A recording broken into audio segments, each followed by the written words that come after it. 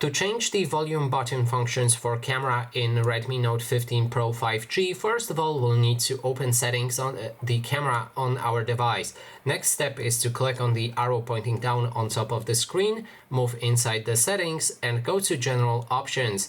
That way we'll be able to find the volume button functions, and here you can switch between shutter, which will activate a shutter after you press the volume button, and you can also change the press and hold option for video mode by selecting burst photos, which allows you to capture many photos by just clicking one button, or you can go for a 15-second video when you press and hold that button as well. Then there's a timer. You can activate or deactivate the timer using a volume buttons.